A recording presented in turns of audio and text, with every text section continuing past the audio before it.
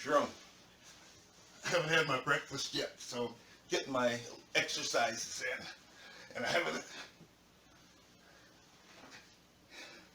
haven't had my shower yet.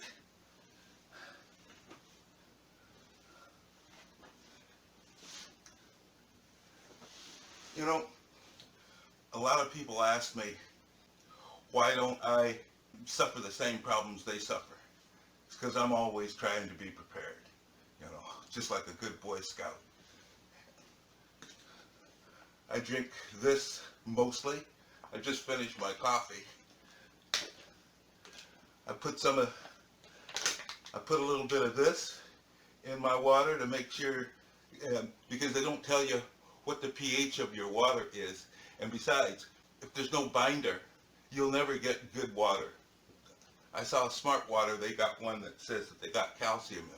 Well, that's a binder, so that might come out at what they say it is. But anyway, I take this.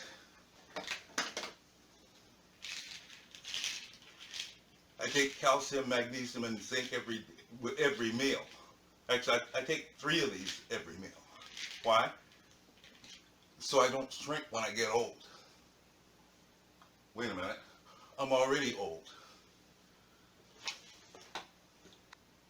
I've always had a problem with sugar all my life. When I was a kid, I used to get abscess in my gums and stuff like that. It was really difficult for me to, at any rate, to finally get rid of it. I started buying this right here. This is Acidophilus basivitis. I can't even pronounce it, but I can buy it and I can eat it.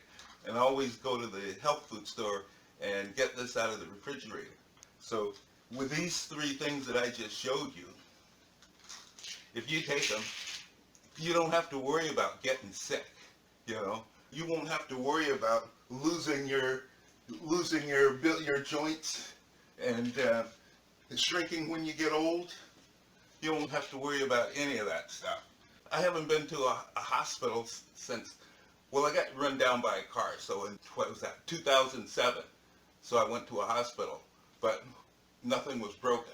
So I said, I'm out of here. It took me 6 months to get over the bruising in my side, but I don't have any problem with it now. These days, they want to scare everybody about being sick from, COVID, number 8 or 10 or whatever. Get out of here. I never have to worry about that. I only wear a mask because they forced me to. But the last epidemic I think that we had, people would walk into the airport and they just shoot them in the head with one of these temperature gauges. If your temperature was off, you're out of here. Why don't we use that one now? I'm not going to waste my time going down for somebody to give me a test or a shot or something like that. Come on. As a matter of fact,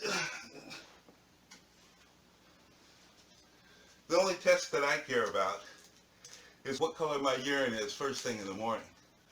These are pH test strips that I had made. It's got 14 colors on it. Right in the middle is the green ones. In the morning, before I have coffee or anything, I'll test my urine from time to time. And all I do is take one of these. I don't even need a whole one. I can just take a half one and touch it in a drop. Here, I got some water here. I won't pee all over the floor. All you need is a drop. So this is plain water. But it's testing slightly below 7 on this pH scale. So that's not good enough. That's why I always put some of this in my water, because it'll turn my water to a stronger color of green. That means that you're more alkali. Most people, the reason you're sick is because you're too acid. The health industry loves it, because you'll always be sitting in their waiting room instead of living your life. I originally started to make this video for Jane Fonda, because she's got, Hodgkin's lymphoma or something like that. I've always admired Jane Fonda. When I was in Vietnam, she was brave enough to go across the line, even to North Vietnam. She's a fighter, and I want her to know that if she does this and cuts back on no more drinking wine for a while, if you do, you got to limit the amount that you drink, and especially not at night before you go to bed, right? The last thing I do at night before I go to bed is have some water with some of this in it, right? Because it's when you sleep that you actually heal, right? So that's the time you want to heal. You don't want to be going downhill. You want to heal and make your body stronger. And so when you wake up, you got no problems. It's what they don't say. When you go into, you see your doctor, they don't tell you how you got sick. They only tell you that you're sick. You got this, you got that, you got the next thing. So that they can operate on you, especially for cancer. And let me tell you, if you do this, and especially this one and this one, cancer won't be able to live inside you. Cancer is like a mold or a fungus that you've gotten inside you. So it's in all the fruits. It's everywhere. You just have to know that it's there and have to be prepared for when it comes into your body. And if it does come into your body, you got to know how to get it out. Right? At one point, before I knew what I know now, I had an itch in my shoulder blade over here, and I didn't pay any attention to it much. And then it got worse, it got bigger, and then it spread into my lung, the top of my lung, right in here. When it started spreading into my lung, I said, oh, if I went to a doctor, they'd say, oh, you got lung cancer. All I had was the fruit that we eat. When you eat overripe fruit or that kind of thing, it's easy to get a fungus inside us. And so that spreading was just like a fungus. And this knocked it out no time flat. I have to get this back in the refrigerator. I buy it in health food stores or sometimes grocery stores, but it's always in a refrigerator because these are live bacterial cells or whatever the cells are. This one has 10 billion active cells. Everybody I know who've gone into the hospital and were diagnosed with cancer ended up dying of cancer anyway.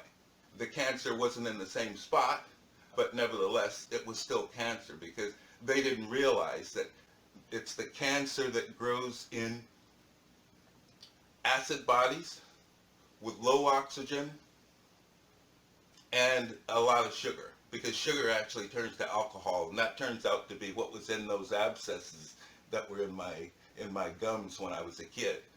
But nevertheless, all I'm getting at is if you don't get hit by a car like I did and you're sick, it's basically because something you're either eating or something you're not eating. And it's a constant battle for you to make sure that you don't get any of those spores into your body and then end up becoming all messed up, and another one bites the dust. Everybody that goes into those hospitals, you're risking your future. My mother went in there. I begged the doctors, please don't give her morphine, she's allergic to it. So a few days later, they turned her over in her bed without realizing that she's going to scream if a cow kicked her in her knee when she was a girl. If she didn't turn her knee before she rolled over, it would be super painful for her. So that's what happened. They went to turn her over. They didn't move her knee, and she screamed out, and the first thing they did was come in and give it, the girl said, I can do something for your pain, but my mother couldn't speak very well at the time to defend herself, and I had already told them not to give her morphine, so the girl gives her morphine, dead. Went into a coma, never woke up again.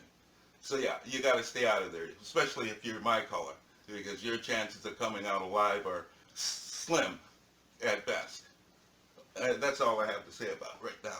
I'll come back to you later.